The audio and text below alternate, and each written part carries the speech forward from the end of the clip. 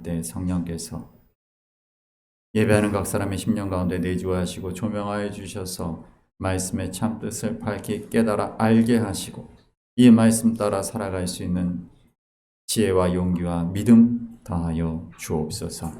예수 그리스도 이름으로 기도합니다. 아멘. 할렐루야. 오늘 창조절 셋째 주일입니다.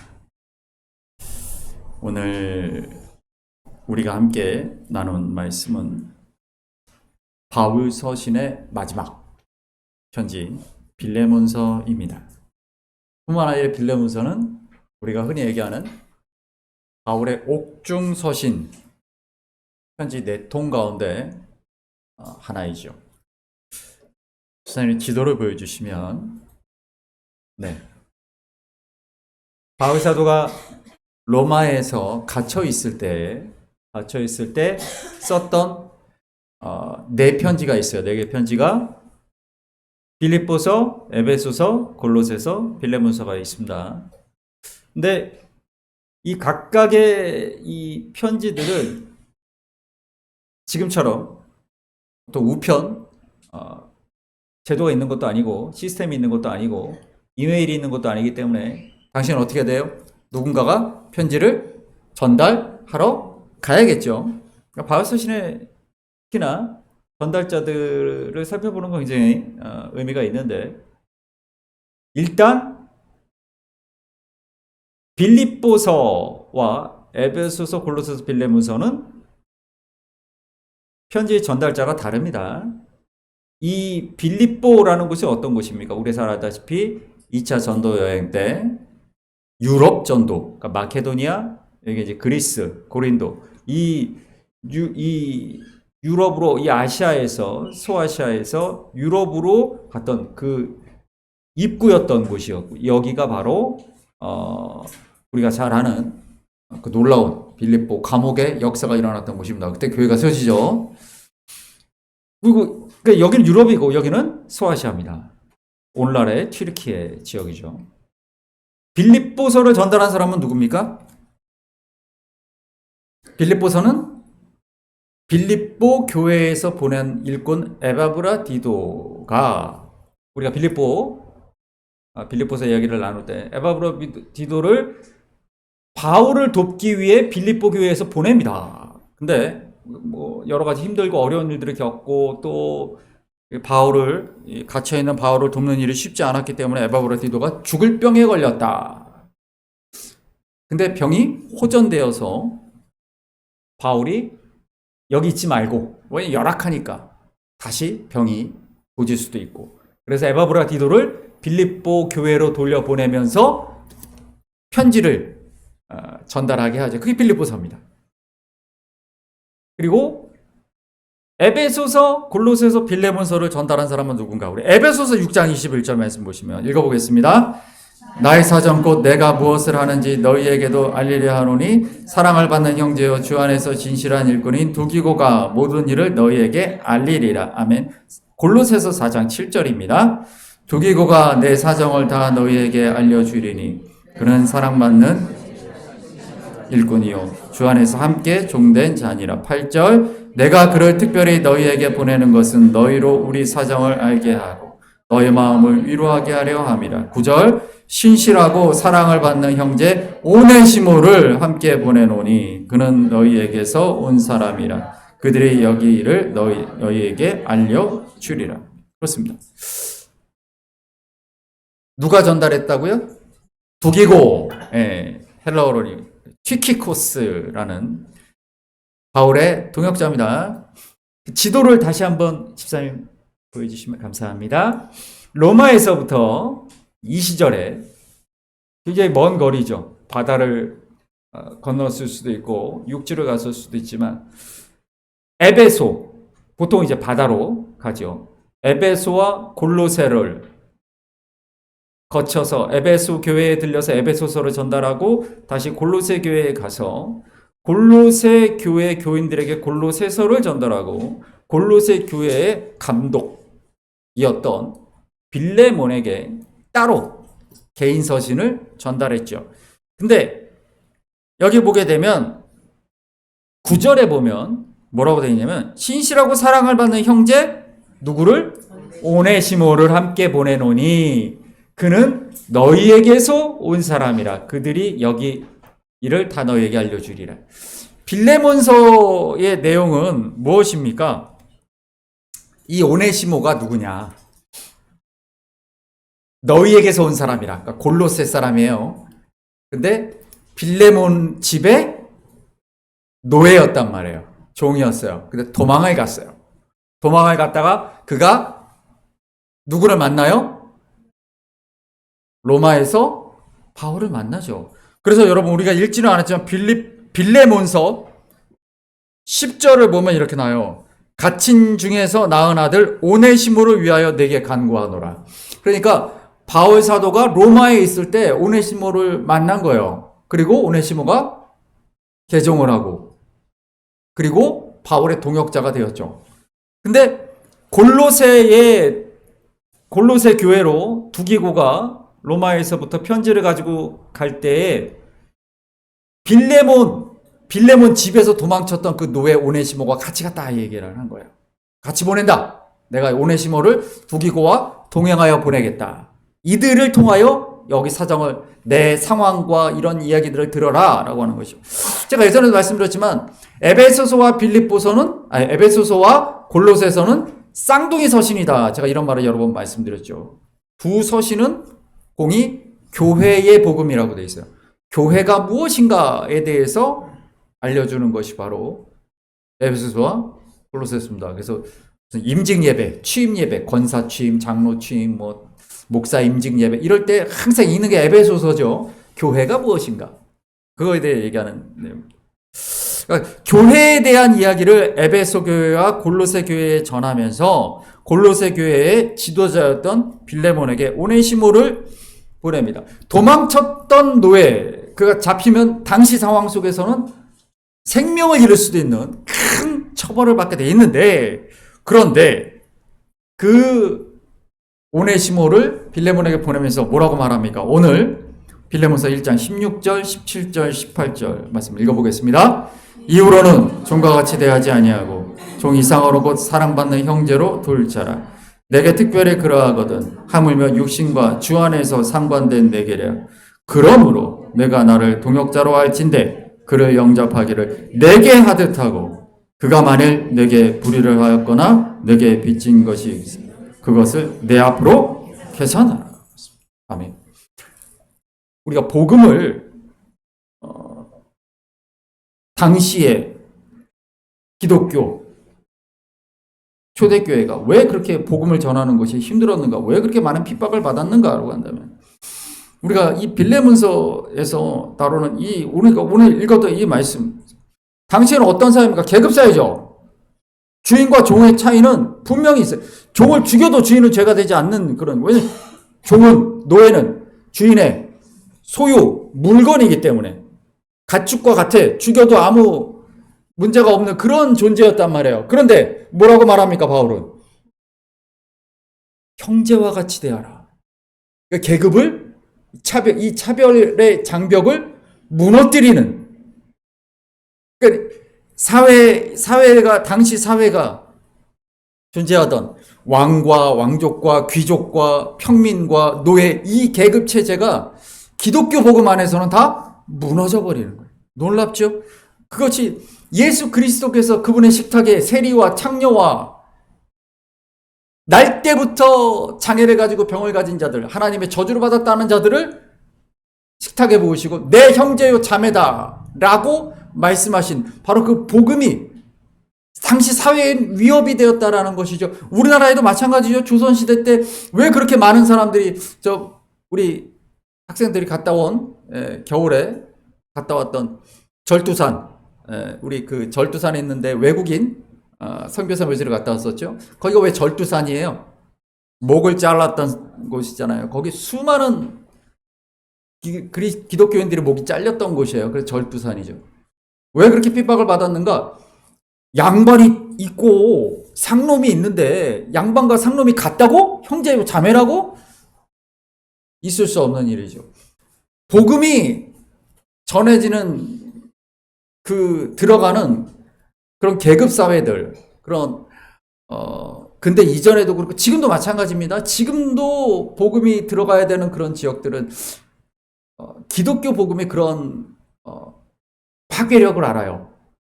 혁명적인 제가 몇 주 전에 한 권을 만나서 레디컬이라는 책을 소개했는데 바로 그 레디컬.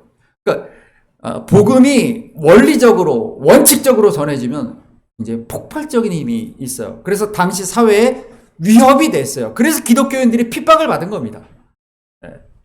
왕과 종이 노예가 같다고 용납할 수 없는 거죠.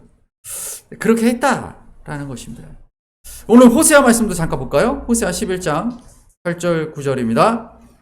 에브라임이여 내가 어찌 너를 이스라엘이여 내가 어찌 너를 버리겠느냐 내가 어찌 너를 아드마같이 놓겠느냐 내 마음이 내 속에서 돌이키어 나의 긍휼이 온전히 불붙듯 하도다. 내가 나의 맹렬한 진노를 나타내지 아니하며 내가 다시는 에브라임을 멸하지 아니하리니 이는 하나님이요 사람이 아님이라. 내 가운데 있는 거룩한 이니 진노함으로 내게 임하지. 아멘. 우리가 조금 아까 우리 빌레몬서를 통하여서 놀라운 하나님의 역사, 하나님이 우리에게 주시는 이 복음의 예수 그리스도의 십자가의 복음이 얼마나 큰 힘이 있는 것인가에 대한 얘기를 잠깐 나눴는데 그 근원이 뭡니까? 바로 자비와 긍휼의 사랑의 하나님입니다. 여기 에브라임이여 라고 말할 때 이 에브라임 누굽니까? 북이스라엘을 얘기하는 겁니다. 여러분 에브라임이 원래 뭐지요? 에브라임이 누굽니까? 에브라임이 누굽니까? 에브라임 아버지가 누굽니까? 요셉이죠. 요셉의 므낫세와 에브라임 12지파 중에 요셉 지파가 장자의 축복을 받아서 장자의 축복은 뭐예요? 더블이에요. 2배. 그래서 므낫세와 에브라임 지파 두 지파가 들어간 거예요. 레위 지파가 빠지고 그래서 12지파가 되죠. 근데 북이스라엘 10지파 중에 가장 리더인 지파가 에브라임 지파예요. 에브라임 지파는 누구의 지파였어요? 12명의 정탐꾼, 가나안 땅에 들어갔던 12명의 정탐꾼 중에 누가 에브라임 지파의 대표입니까? 여호수아죠. 갈렙은 유다 지파예요. 그래서 유다와 에브라임 지파가 계속 갈등을 일으키는 거예요. 가장 리더들이기 때문에 그렇습니다. 그래서 에브라임이라고 부르면 그냥 북이스라엘을 다 통틀어서 얘기해요. 북이스라엘 10지파를 다 통틀어서 얘기하는 게 에브라임 지파입니다. 그래서 성경에서 에브라임아 에브라임아 라고 말할 때는 그 북이스라엘 얘기하는 겁니다. 근데 이 호세아는 선지자, 이 호세아 선지자가 누굽니까? 하나님이 북이스라엘의 멸망을 코앞에 두고 마지막으로 북이스라엘의 회개를 촉구하기 위해 보내셨던 마지막 선지자가 호세아 선지자예요. 그러니까 호세아 선지자를 통해서 하나님 하시는 말씀인 거죠. 내가 비록 이 북이스라엘을 멸망시킨다 할지라도 끝까지 버려두지는 않는다. 나라를 칠지라도 완전히 없애는 것이 아니다. 다시 그들을 일으킬 것이다. 다시 그들을 회복시킬 것이다 라고 말씀하시고 그 얘기를 하면서 아드마하고 스보임이 나오는데 지도를 잠깐 보여주시면 예, 감사합니다. 이게 사해죠. 여기 옆에 큰 지도를 보시게 되면 여기 사해가 있어요. 이 사해가 있는데 사해에 보시게 되면 아드마가 여기 있고 스보임이 여기 있습니다. 여기는 각각 소돔과 고모라의 근처에 있던 곳이에요. 소돔과 고모라를 하나님이 멸망시키실 때 이 지역이 다 멸망했다는 거예요.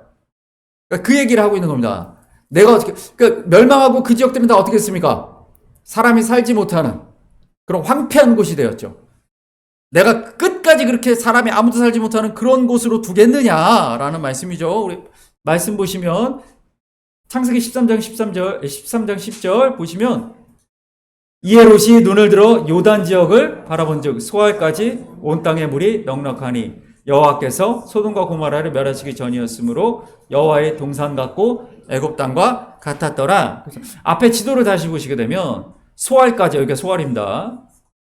근데 지금 아브라함과 롯이 어디서 보고 있는가? 베델에서 보는 거예요.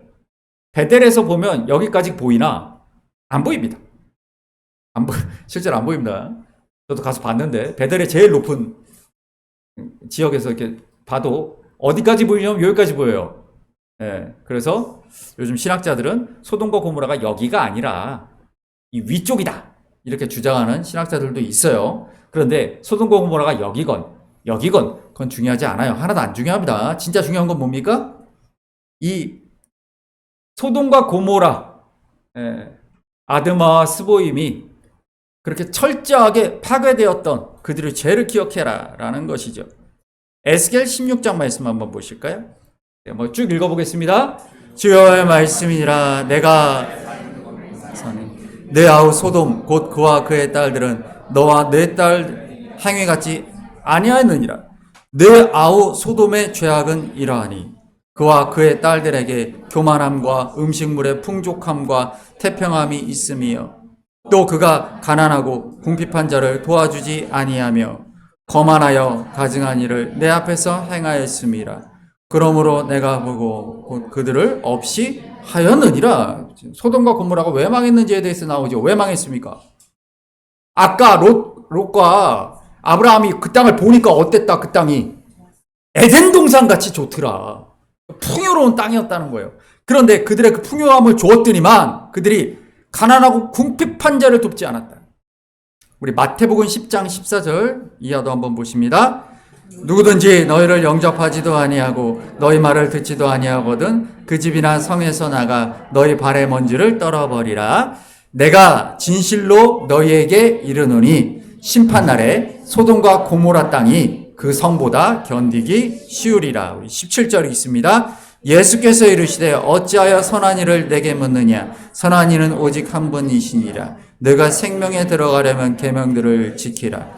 이르되 어느 계명이오니까. 예수께서 간음하지 말라, 도둑질하지 말라, 거짓 증언하지 말라, 내 부모를 공경하라, 내 이웃을 사랑하라 하신 아멘. 소돔과 고모라에 대해서 성경이 이야기하는 것을 우리가 기억해야 합니다. 그 중에 그 땅이 왜 망했는가? 내 이웃을 사랑하지 않았기 때문이죠. 이사야 말씀도 읽어볼까요? 이사야 1장 9절부터 읽습니다. 만군의 여호와께서 우리를 위하여 생존자를 조금 남겨두지 아니하셨다면 우리가 소돔 같고 고모라 같았으리로다. 너희 소돔의 관원들아 여호와의 말씀을 들을지어다. 너희 고모라의 백성아 우리 하나님의 법에 귀를 기울일지어다. 여호와께서 말씀하시되 너희가 무수한 재물이 내게 무엇이 유익하뇨. 나는 순양의 번제와 살찐 짐승의 기름에 배불렀고 나는 숫송아지나 어린 양이나 순염소의 피를 기뻐하지 아니하노라. 너희가 내 앞에 보이러 오니 이것을 누가 너희에게 요구하였느냐. 내 마당만 밟을 뿐이니라. 헛된 재물을 다시 가져오지 말라. 분향은 내가 가증히 여기는 바요 월삭과 안식일과 대회로 모이는 것도 그러하니 성회와 아울러 악을 행하는 것을 내가 견디지 못하겠노라. 16절 너희는 스스로 씻으며 스스로 깨끗하게 하여 내 목전에서 너희 악한 행실을 버리며 행악을 그치고 선행을 배우며 정의를 구하며 학대받는 자를 도와주고 고아를 위하여 신원하며 과부를 위하여 변호하라 하셨느니라. 아멘. 왜 하나님이 아까 북이스라엘에 대한 얘기했지만 남유다를 향하여 이사야를 통해서 주셨던 말씀입니다. 왜 유다 백성들 이 소돔과 고모라 같은 자들아 왜 그렇게 얘기하십니까? 그들이 제사를 안 지내서 그래요? 예배를 안 드려서 그래요? 아니죠. 그러면 율법을 안 지켜서 그래요? 아니죠. 그들이 오히려 철철철 피가 넘치고 기름이 넘치도록 제사를 드렸다고 하잖아요. 그런데 하나님께서 그들을 이 소돔과 고모라 같은 자들아라고 말씀하신 이유가 뭡니까? 16절 이하부터 보시면 너희가 악한 행실을 버려야 된다. 17절을 보십시오. 선행을 배우고 정의를 구하고 학대받는 자를 도와주고 고아를 위하여 신원하며 과부를 위하여 변호하라 하셨는데 이 말씀을 아까 우리 예수님이 하셨던 말씀으로 하면 뭐예요? 내 이웃을 사랑하라죠. 그러지 않았다는 거예요. 그게 이 소돔과 고모라 이 백성들아라고 이 멸망당할 자들아라고 말씀하시는 이유이죠. 그만큼 중요하다. 왜요? 하나님은 이웃을 사랑하고 형제 자매를 향하여 자비와 긍휼을 베풀라라고 말씀하셨기 때문인데 인간은 자꾸 차별을 만들고 혐오를 만들고 내가 그 사람 위에 올라서려고 하고 다른 사람을 미워하고 다른 사람을 돕지 않고 그러고 있다라는 것이죠. 네, 왜 하나님이 이런 것들을 왜 그렇게 강하게 질타하시는가? 우리가 금요일에도 하나님의 성품에 대한 말씀을 나눴는데 오늘 우리가 마태복음 3장 16절 말씀 한번 16절부터 17절 한번 읽어볼까요? 예수께서 그 물에서 올라오실새 하늘이 열리고 하나님의 성령이 비둘기같이 내려 자기 위에 임하심을 보시더니 부터 소리가 있어 말씀하시되 이는 내 사랑하는 아들이요 내 기뻐하는 자라 하시니라. 아멘. 우리 지난번에 말씀드렸던 것처럼 성부, 성자, 성령이 함께 동시에 역사하시는 것을 보여주죠. 삼위일체 하나님입니다. 성경은 삼위일체 하나님에 대해서 우리에게 계속 강조하는데 고린도전서 12장 4절, 5절, 6절 읽습니다. 은사는 여러 가지나 성령은 같고 직분은 여러 가지나 주는 같으며 또 사역은 여러 가지나 모든 것을 모든 사람 가운데서 이루시는 하나님은 같으니. 아멘. 성경은 하나님의 역사는 성부, 성자, 성령의 삼위의 동역으로 이루어진다라는 얘기를 합니다. 삼위일체 하나님에 대한 그림이 있는데 감사합니다. 네, 이 그림이 무엇이냐면요. 예전에도 여러분 말씀드렸던 페리코레시스. 그러니까 삼위일체의 개념을 우리가 성경적으로 이해하는 가장 좋은 방법을 제가 말씀드리는 겁니다. 신학자들이 설명하는 삼위일체는 성부, 성자, 성령이 함께 춤을 추신다라는 그런 개념이에요. 그래서 그것을 페리코레시스라고 부릅니다. 페리코레시스라는 건 뭐냐면 페리라는 것은 그 주변, 둘레 뭐 이런 뜻이에요. 예. 영어로는 이제 around 이렇게 표현할 수 있습니다. 그리고 코레시스는 이제 춤추다, 행동하다 뭐 이런 뜻인데 삼위 하나님이 함께 계시며 함께 춤을 추신다라는 뜻이에요. 이 춤춘다라는 말이 무슨 뜻인가? 강강술래를 생각하시면 됩니다. 강강술래. 자, 그 다음 것도 한번 보여드릴게요. 십자가의 예수 그리스도. 예수 그리스도의 십자가 이야기를 제가 많이 드렸습니다. 십자가는 무엇인가? 하나님이 예수 그리스도께서 윤진이의 손을 잡고 한 손은 하나님의 손을 잡고 윤진이를 구원하셨다. 하나님과 끊어진 윤진이를 하나님과 이어주셨다. 하나가 되게 해주셨다. 그게 십자가다 이런 말씀을 드렸죠. 하나 되게 하심. 이게 하나님의 성품이에요. 그 다음 보여주시면요. 네. 그래서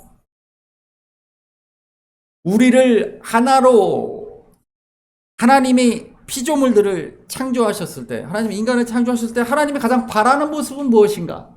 그것은 바로 하나 되는 모습이에요. 서로가 서로의 손을 잡아주는 모습이에요. 제가 예전에 삼위일체 하나님은 한 분이시라 라고 말할 때 그것을 에하드라는 말이다 라는 뜻을 기억하십니까? 에하드와 야히드가 다르다라는 말씀 드렸어요. 기억하시죠? 에하드와 야히드가 다르다. 에하드는 하나로 합쳐진, 그래서 하나가 되었다. 우리가 한 몸이다 라고 말할 때 그 에하드예요. 그래서 하나님은 한 분이시다라고 말할 때 그 에하드는 삼위일체 하나님의 에하드입니다. 그 야히드는 뭔가? 독생자 예수 그리스도. 딱 하나밖에 없는, 딱 한 개, 딱. 얼마 전에, 며칠 전에 특검에 갔던 통일교 총재가 자기를 독생녀라고 주장을 했다고 하는데, 우리 원래 기독교 교리에 독생자 예수라고 말할 때 그 하나, 그 야히드예요. 하나님은 한 분이시다라고 말할 때는 에하드. 그것이 삼위 하나님을 얘기하는 겁니다. 그래서 그 하나님의 성품은 무엇이냐면 그 하나님의 성품대로 인간이 창조되었는데 우리가 그렇게 나와 너가 하나님 안에서 하나가 되는 이것을 이야기하시는 것이 바로 하나님이 우리를 창조하시고 교회를 만드신 이유이다라는 거예요. 그것이 하나님의 성품이다. 아무리 죄를 저지르고 북이스라엘이 남유다가 아무리 죄를 저질러도 하나님은 다시 그들을 회복시키시잖아요. 성경에서 그걸 보여주시는 거죠. 마지막으로 하나 더 있죠? 예, 감사합니다. 그래서 우리는 성도의 삶은 무엇인가에 대한 표현이죠. 교회란 이런 것이다 라고 말하고 있는 것입니다. 우리 성경 말씀을 한번 보여드리겠습니다. 말씀을 한번 읽어볼까요? 요한복음 14장 9절부터 읽습니다. 예수께서 이르시되 빌레바 내가 이렇게 오래 너희와 함께 있으되 너희가 나를 알지 못하느냐 나를 본 자는 아버지를 보았거늘 어찌하여 내가 아버지 안에 거하고 아버지는 내 안에 계신 것을 내가 믿지 아니하느냐. 내가 너희에게 이르는 말은 스스로 하는 것이 아니라 아버지께서 내 안에 계셔서 그의 일을 하시는 것이라. 내가 아버지 안에 거하고 아버지께서 내 안에 계심을 믿으라. 그렇지 못하겠거든 행하는 그 일로 나를 믿으라.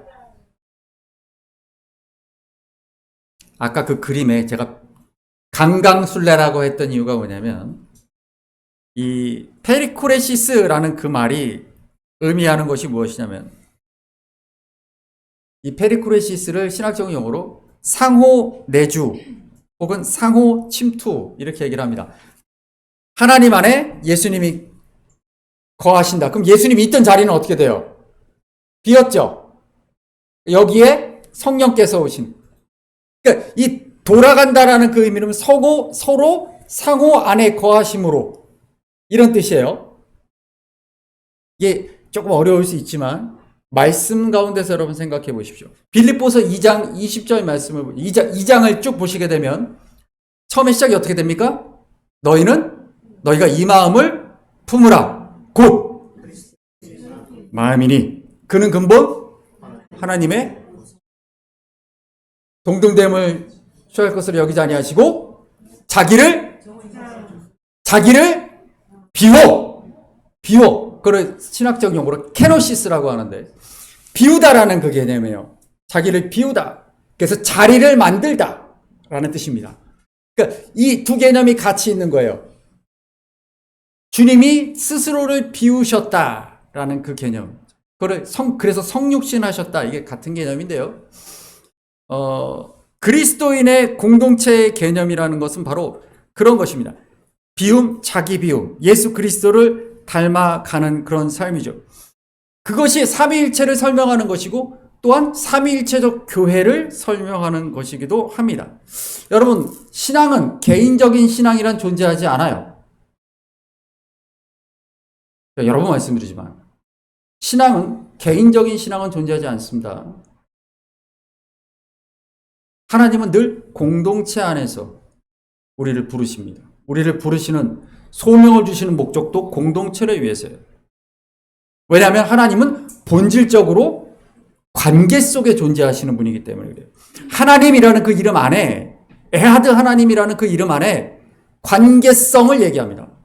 그러니까 혼자 내가 나 저 유명한 저 교회 가가지고 저 유명한 목사님 설교를 내가 듣고 은혜를 받고 집에 와야지.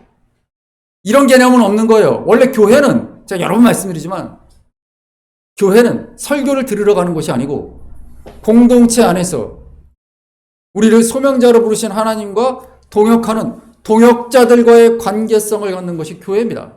왜냐하면 하나님이 원래 그런 분이기 때문에 그렇습니다. 그래서 빌레몬서에서 아까 우리가 봤을 때 바울이 얘기했던 오네시모를 형제로 받아들이라 라고 하는 그 개념이 바로 삼일체 하나님을 믿는 신앙인의 삶 속에서 바로 연합으로 초대하는 것을 의미하는 것입니다.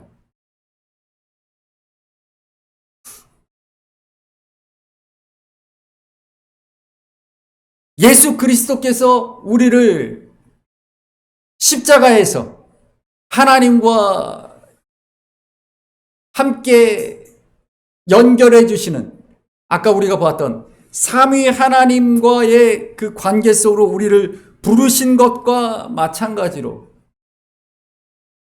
우리가 전도를 한다라는 개념은 무엇이냐면, 예전에 말했으면 유나가 한 손은 하나님의 손을 잡고 한 손은 유나의 친구의 손을 잡아서 그 친구가 하나님과 연결되고 하나님의 아까 그 페리코레시스라고 하는 성부, 성자, 성령의 춤 안으로 함께 들어오는 거예요. 그래서 함께 강강술래를 하는 것이죠.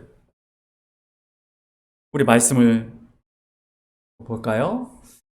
요한복음 14장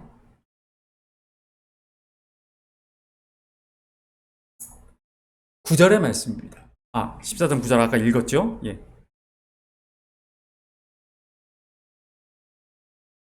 14장 16절 한번 볼까요? 16절 읽습니다. 내가 아버지께 구하겠으니 그가 또 다른 보혜사를 영원토록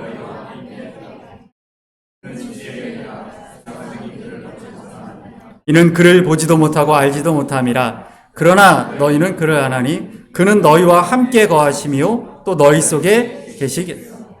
아멘. 19절도 있습니다. 조금 있으면 세상은 다시 나를 보지 못할 것이로되 너희는 나를 보리니 이는 내가 살아있고. 20절 그날에는 내가 아버지 안에 너희가 내 안에 너희가 안에 있는 것은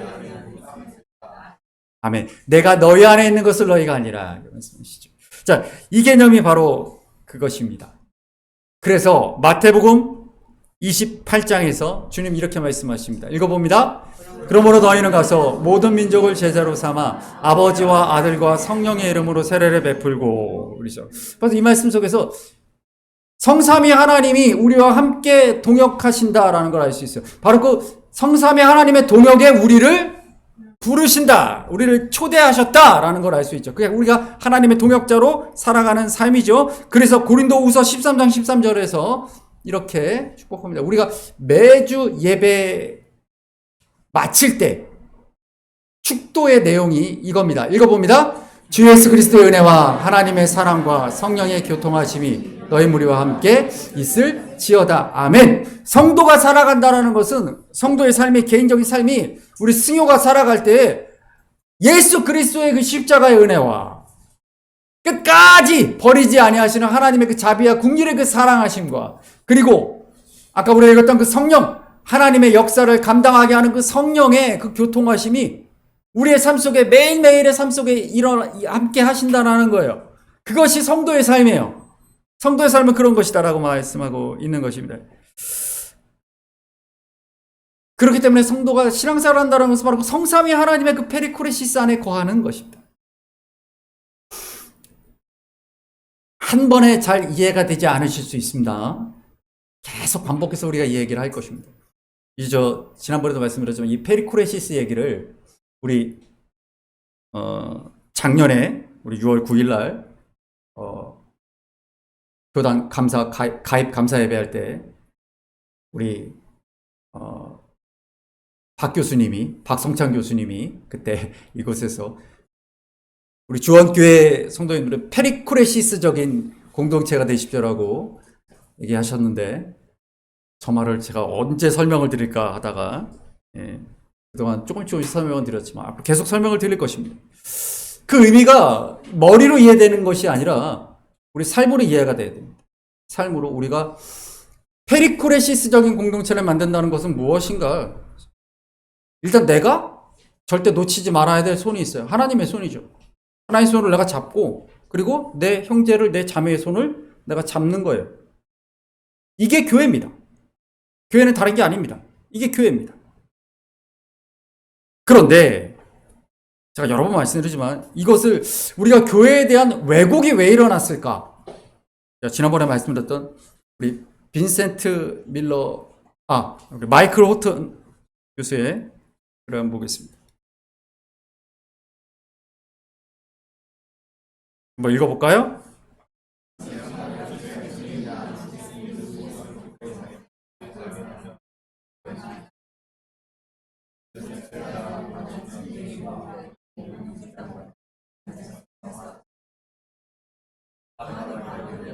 복음주의 전국연합과 흑인 복음주의 전국연합이 여전히 따로 있는 것 같다.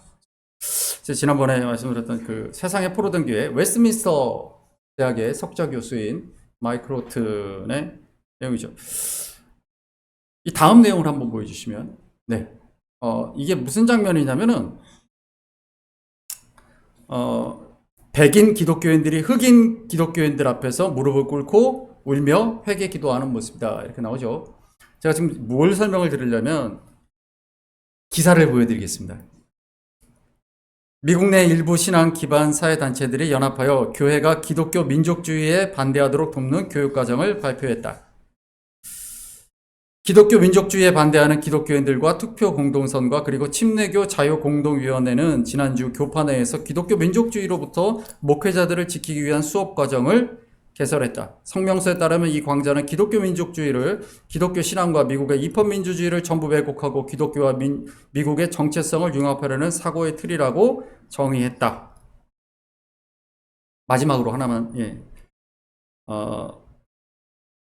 중간에 보면 그는 기독교 민족주의가 기독교의 핵심 교리, 즉 예수 그리스도가 주임이라는 교리와 상충되며 현재 미국 사회 전반에 만연해 있다. 하나님보다 정치 권력에 대한 충성을 요구함에 따라 우상 숭배가 될 수 있다고 지적했다. 제가 이제 기독교 민족주의 크리스찬 내셔널리즘에 대한 이야기를 설명을 드리려고 하는데요.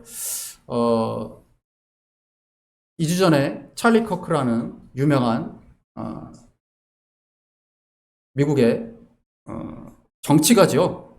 사회활동가이기도 하고 기독교 운동을, 보수 기독교 운동을 하던 이가 저격을 당해서 암살당하는 사건이 일어났습니다. 그것이 한국 사회도 굉장히 큰 문제가 되고 있는데, 그것을 뭐라고 부르냐면 기독교 민족주의라고 이름을 부르는 크리스찬 내셔널리즘이라고 불리는 운동이에요. 어떤 것이냐면, 여러 번 제가 말씀드렸지만 미국 남침례교를 중심으로 하는 미국의 보수적인 기독교 중에서도 가장 끝에 있는 백인, 정확한 명칭은 뭐냐면 백인 기독교 민족주의입니다. 그러니까 미국은 백인 기독교인의 나라가 돼야 한다라는 거예요. 네.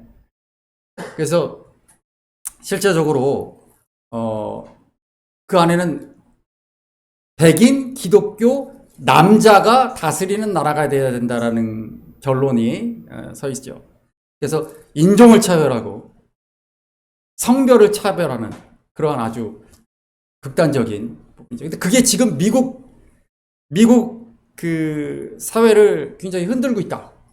그 영향이 한국 사회까지 계속 이어지고 있어요. 아까 우리가 봤던 그 흑인 교인들 앞에서 백인 기독교인들이 엎드려 무릎 꿇고 회개하는 이유가 뭐냐면 하나님을 믿는 자는 사람들이 성경의 내용을 가지고 형제 자매를 핍박하고 있다. 네, 그 얘기를 하고 있는 겁니다. 기사가 하나 더 있어요. 크리스천 투데이 기사인데요. 올해 7월 10일 기사입니다.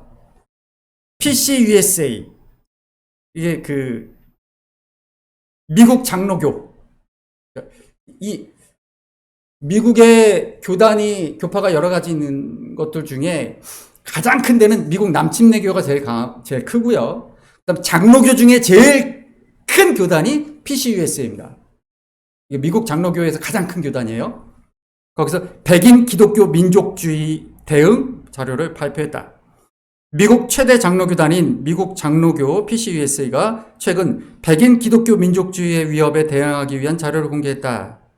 이번 자료는 교회와 교인들에게 해당 이념의 위험성을 인식시키고 공동체 내에서 이를 경계하도록 돕기 위해 마련됐다. 이게 올해 7월 10일, 2달 전입니다. 미국이 지금 굉장히 심각한 문제가 하나 돼 있다. 그 다음 기사를 보여주시면 뭐라고 나오냐면 PCUSA는 백인 기독교 민족주의를 기독교 정체성과 미국 시민생활 및 국가 정체성을 융합시키려는 정치 이데올로기라고 정의했다. 이 이념을 따르는 이들은 미국은 하나님께서 선택하셨거나 하나님에 의해 특별히 복받은 나라고 미국의 법과 정책은 보수적 복음주의 관점의 기독교 신념을 반영해야 하고 기독교가 공적 영역에서 특권적 위치를 가져야 하고 미국의 건국자들이 기독교 국가를 지향했다고 믿는 경향이 있다라고 보고서는 밝혔다. 이러한 사상은 종교 권위와 정치 권위를 우상숭배적으로 방식으로 혼합하고 하나님의 나라를 지상 국가와 혼동하고 지상의 권력을 영적인 부르심과 혼동하며 교회의 사명을 이웃사랑에서 권력사랑으로 왜곡시킨다고 비판했다. 이 문제가 한국 교회에도 지금 한국도 똑같은 문제가 있죠. 미국은 지금 이 문제로 맞서고 있어요. 가장 큰 교단 두 개가 가장 큰 장로교 교단과 가장 큰 침례교 교단이 부딪히고 있어요. 남침례교가 가장 강하죠. 남침례교라 그래서 모든 침례교가 다 그렇다라는 얘기 아닙니다. 아까도 말씀드렸지만 제가 공부했던 학교는 북침례교에 속해 있는 학교예요. 북침례교와 남침례교가 언제 갈라졌다고 제가 말씀드렸어요? 남북전쟁 때. 노예제도를 찬성하는 사람들이 만든 게 남침례교입니다. 지금도 바뀌지 않았어요. 공식적으로는 그렇게 얘기할 수 없어요. 왜냐하면 고소고발에 들어가기 때문에, 행정소송이 들어가기 때문에 공식적으로는 그렇게 얘기하지 않지만 여전히 인종차별이 그들이 하나님의 뜻이라고 믿어요. 그런 사람들이 미국의 절반이라는 거예요. 그래서 지금 미국 최대 장로교 교단이 거기에 대해서 성경적으로 반박하고 지금 부딪히고 있는 것입니다. 지금 그것이 미국의 상황이에요. 근데 한국 교회에도 그대로 영향을 미치고 있죠. 찰리 커크에 대한 얘기를 사실은 지난주에 이 얘기를 할까 하다가 하지 말아야겠다고 생각했는데 한 주간에도 너무 이 문제가 곳곳에서 얘기가 돼서 제가 이번 주에 말씀드리는 것입니다. 그 찰리 커크가 어떤 사람이냐면 아주 심각한 인종차별주의자죠. 그는 자기가 비행기를 탈 때 흑인 조종사가 있다고 하면 그 비행기를 타고 싶지가 않다. 이런 얘기를 한 적도 있고요. 흑인 여성은 뇌 처리 능력이 부족하다. 그게 무슨 얘기냐면 이 기독교 민족주의, 백인 기독교 민족주의자들은 국가주의라고도 할 수도 있고 민족주의라고 할 수도 있는데 그들은 백인 기독교 남자가 제일 위고 그 밑에가 누구예요? 백인 기독교 여자. 그리고 그 다음이 그냥 백인. 그리고 그 밑에가 유색인 기독교 남자. 그 다음 유색인 기독교 여자. 그 다음 유색인. 이런 계급을 갖고 있어요. 그래서 제일 위에는 백인 기독교 남자가 다 지배해야 돼. 그래서 테일러 스위프트에게도 그 얘기를 했었죠. 남편이 될 사람에게 복종해라. 너는 책임자가 아니다. 여자는 결정을 내리면 안 된다. 남편이 무조건 결정을 내려야 된다라고 말해요. 그게 이제 이 남성 우월주의가 하나님의 뜻이다라고 믿는 것이죠. 그래서 그들이 그 다음 보여주시면요. 예, 감사합니다. 이 찰리 커크의 죽음이 왜 의미가 있냐면 그가 총기 소지에 대한 찬성론자이기 때문이죠. 근데 그게 그 사람만 그런 게 아니라 남침례교 전체가 그렇습니다. 여기 보게 되면 그 이유가 뭔가 보면 독재 정부에 맞서 국민들이 스스로 지키는 수단이다 이렇게 얘기를 하거든요. 이상하죠. 독재 정부에 맞서라는 이 발언이 참 이상합니다. 이게 무슨 뜻인가? 그 다음 보여주시면요. 미국의 총기 사고가 한국 사람들이 생각하는 것보다 어마어마하게 일어납니다. 특별히 학교에서 많이 일어나죠. 학생들이 엄청나게 많이 죽어요. 얼마나 많이 죽는지 아십니까? 그 다음 기사 보여주시면요. 그 다음 기사. 1년으로 보면은 309일 동안 307건이 발생합니다. 매일, 그 다음 기사 보여주십시오. 일평균 40명이 죽습니다. 그 중에 10명이 학생들이에요. 매일! 오늘도 10명이 죽은 거예요. 그렇게 총기 사건이 일어납니다. 규제해야 되잖아요. 규제를 못해요. 왜 그거를 막는 사람들이 있어요. 미국의 절반이 막아요. 아까 말했던 크리스천 내셔널리즘이 막습니다. 왜 그들이 막느냐? 그다음 바로 그들이 미국 남침례교 지역을 미국 바이블 벨트라고 그랬죠. 여기가 바로 남북전쟁 때의 그 노예제도를 찬성했던 그 사람들의 지역이에요.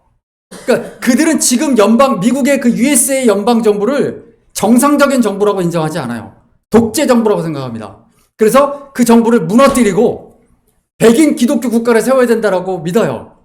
그게 크리스천 내셔널리즘인데 그래서 총기를 갖고 있어야 된다. 우리가 언젠가 들고 일어나서 저 USA를 무너뜨려야 된다라고 믿고 있는 사람들이기 때문에 그렇습니다. 그래서 보시면 팀 켈러죠. 이번 주에 여러분 한 권에 만나 팀 켈러의 일과 형성을 제가 올려놨습니다. 제가 가장 좋아하는 신학자이기도 하고요. 리드머 교회 목사님인데 크리스천 내셔널리즘을 거부한다. 뭐라고 되어 있습니까? 읽어볼까요? 기독교인이 먼저다. 그 다음에 자신의 국가, 그 다음 인종, 문화라는 식의 정체성 우선순위가 중요하다고 주장했다. 하나님의 나라가 먼저이고 그 다음 현실 속 국가, 문화, 민족 등이 위치해야 한다. 제가 예전에 말씀드렸죠. 해 아래에 속한 사람들과 우리는 다르다. 우리는 하늘에 속한 사람이다. 하나님의 나라가 먼저다. 하나님 나라 안에서 우리가 하나님 나라에 속한 하나님의 백성이라면 인종과 성별과 국가와 모든 것들이, 모든 장벽들이 다 무너져요. 다 형제 자매. 그 사람의 신분이 어떻든, 그 사람의 성별이 어떻든, 그 사람이 설사 어떤 죄를 지었더라도 가늠한 여인이 앞에 끌려 나왔을 때 주님이 뭐라고 말씀하십니까? 그 여인을 돌려보내며 죄 짓지 말라고 하시죠. 가늠한 거 잘했다고 하시는 게 아니에요. 그러나 그를 자비와 긍휼을 베풀어 용서하시고 그의 손을 잡아주시잖아요. 그게 복음이죠. 그럼에도 불구하고 아까 말했던 그 크리스천 내셔널리즘이라는 그런 부분들이 지금 한국 사회도 그렇게 갈라놓고 있습니다. 한국 사회 안에도 그런 문제가 있어요. 근데 여러분 우리가 기억해야 될 건 그거예요. 오네시모를, 종이었던 오네시모를 형제라고 불렀던 바울의 이 편지가 오늘 우리에게 주고 있는 의미가 무엇인가? 모든 장벽과 모든 차별과 혐오를 넘어서는 그것이 하나님이 원하시는, 삼위일체 하나님이 원하시는 교회의 모습이다라는 것입니다. 그리고 현실의 국가에 에노니 목사님이 좌파인지 우파인지 궁금해했지. 현실 국가 정치보다 더 위가 있어. 그게 뭐야? 우리는 하나님 나라 사람이야. 네. 우리 하나님 나라 사람이야. 그러니까 에노니도 하나님 나라 사람이야. 대한민국 사람보다 더 위야. 네.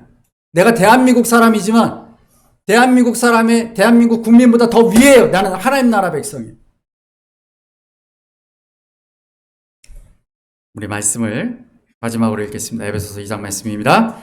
또 십자가로 이 둘을 한 몸으로 하나님과 화목케 하려 하심이라. 원수된 것을 십자가로 소멸하시고 이는 그로 말미암아 우리 둘이 한 성령 안에서 아버지께 나아감을 얻게 하려 하심이라. 너희도 성령 안에서 하나님이 거하실 처소가 되기 위하여 그리스도 예수 안에서 함께 지어져 가느니라. 아멘. 여러분, 미국 기독교인데 미국 신학자들이 그런 얘기를 합니다. 아니, 한국은 왜 도대체 백인 기독교 민족주의를 왜 추종합니까? 유색인종들이.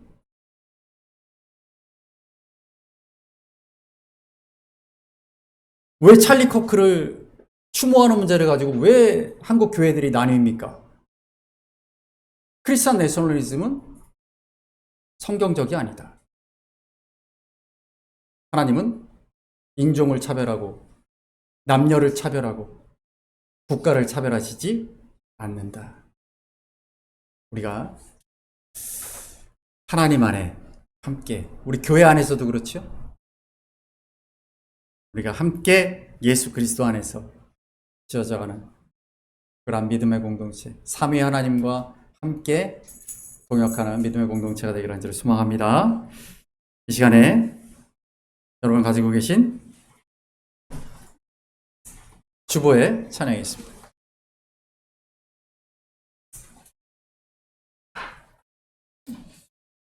우리 안에 있는 모든 장벽과 차별과 혐오를 무너뜨리고 우리가 하나님의 자녀로 하나 되길 소망합니다.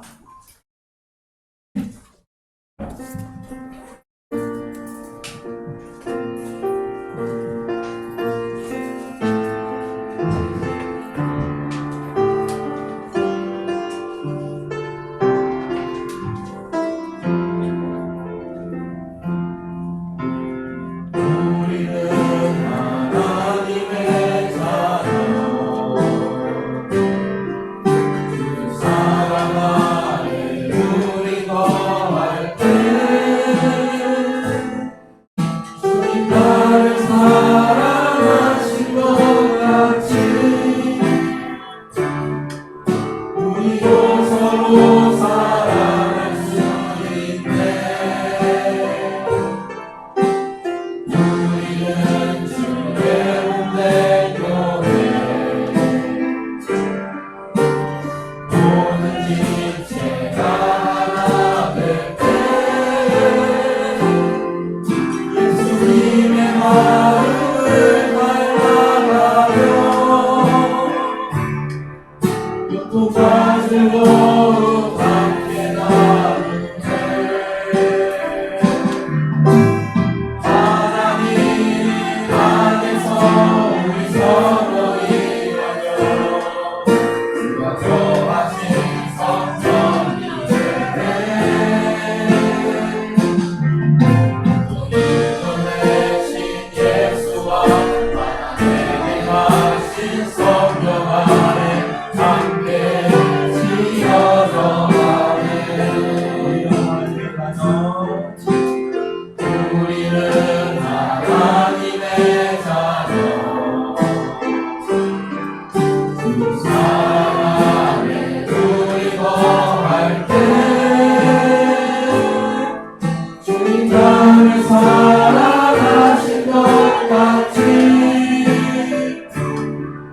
우리도 서로 사랑할 수 있네. 우리는 주의 몸된 교회 모든 지체가 하나 될 때 예수님의 마음을 닮아가며 고통가지고 함께 나누네. 하나님 안에서 우리 서로 이어져 주가 더하신 성전이 되네. 오늘도 내신 예수와 하나님의 하신 성령 안에 함께 지어져 하나님 안에서 우리 모여서 하나님 안에서 우리 서로 이어져 주가 더하신 성전이 되네. 오늘도 내신 예수와 하나님의 하신 성령 안에 함께 지어져 가네. 이 시간에 우리가 옆 사람의 손을 한번 잡아볼까요? 네. 우리의 손을 잡아주셨던 우리 예수 그리스도의 뒤를 쫓아 우리가 십자가의 길을 걷는다는 것은 우리 주님이 그 모든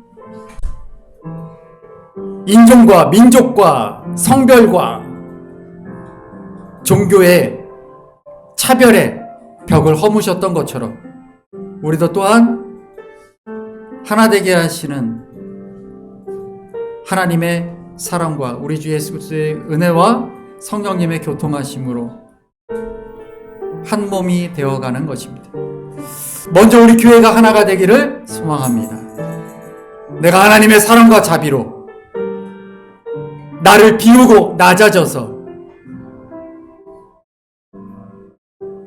먼저 내가 손을 내밀어 손을 잡아주고 그로 인하여 우리 모두가 하나가 되고 또한 하나님과 하나가 되는 교회가 될 수 있게 해주시고 우리를 통하여 이 사회가 이 나라가 또한 모든 차별과 혐오의 벽을 허물고 하나로 이어지는 공동체가 되게 해달라고 오늘 이 시간 우리가 주님의 예수 그리스도의 마음을 닮은 자기를 비우는 주님과 하나가 되는 공동체가 되게 하옵소서. 주여 한번 부르시고 기도하겠습니다. 주여 걸어가신 아버지 하나님, 하나님 우리가 모든 차별과 혐오의 장벽을 무너뜨리게 하여 주옵소서. 신분과 성별과 인종과 계급과 종교와 모든 차별들, 모든 장벽들,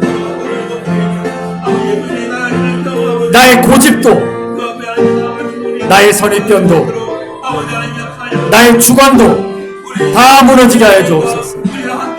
내가 먼저 손을 내밀어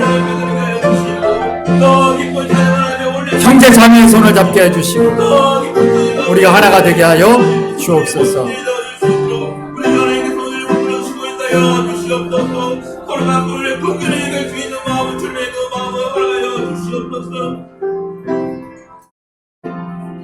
하나님, 우리를 교회로 부르셨는데 아직도 내가 예수 그리스도의 마음을 품지 못하여, 나를 비우지 못하여, 내 안에 내가 너무 커서 다른 사람에게 양보하지 못하고 용납하지 못하고 내 고집만 부리고 내 주장만 내세우는, 하나 되기보다는 대립하고 갈등하고 분열하는 모습이 내 안에 있지 않는지 하나님 우리가 돌아보게 하시고